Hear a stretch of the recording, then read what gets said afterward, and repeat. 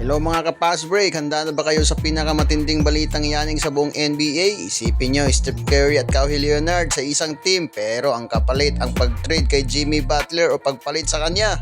Habang nagpapagaling si Jimmy Butler mula sa kanyang malubhang ACL injury, may nagbulong-bulungan na ang Golden State Warriors ay magluluto na ng plano para palitan siya.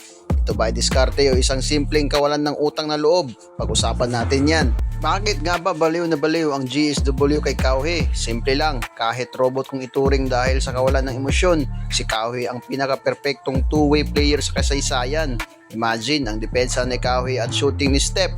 Isa yung cheat code yan sa video game. Ayon sa mga insiders ng NBA, hindi lang basta-basta rumor ito. Noong trade deadline ng February 2026, muntik na kung hindi lang naging mahigpit ang Clippers, baka naka-jersey na ng blue and gold si Kawhi Leonard ngayon. Ito nga nangyari kay Jimmy Butler mga ka-Fast Break. Ibinigay niya ang lahat para sa Warriors pero noong January 19, 2026, gumuho ang mundo niya. ACL tear, out for the season.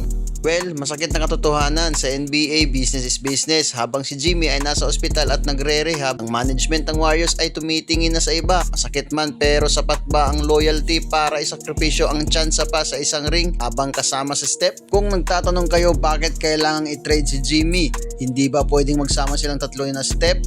Ang sagot, hindi.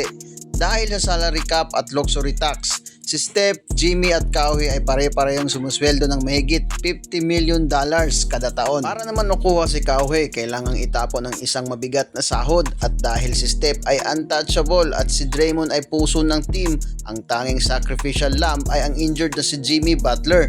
Ito ang pinaka-interesting na plot twist sa off-season na ito. Sino ang mas pipiliin nyo? Ang dog mentality at leadership ni Jimmy o ang elite defense na championship experience ni Kawhi? Pareho silang injured prone pero sino ang mas magbibigay ng takot sa kalaban? Kung ako ang tatanungin, si Kawhi ang missing pieces para sa huling championship run ni Steph pero ang paraan ng pag-alis kay Jimmy, yun ang magiging mantsa at kasaysayan ng Warriors. Sa ngayon, lahat ng ito ay usap-usapan pa lang habang naghihintay tayo ng summer off-season 2026 pero tandaan nyo, sa NBA kung may usok, may apoy na lalabas. O kayo mga ka-Fast Break, Team Kawhi ba kayo o Team Jimmy? Comment nyo ang inyong opinion sa ibaba at huwag kalimutang i-like at i-share ang video na to para malaman natin ang pulso ng bayan.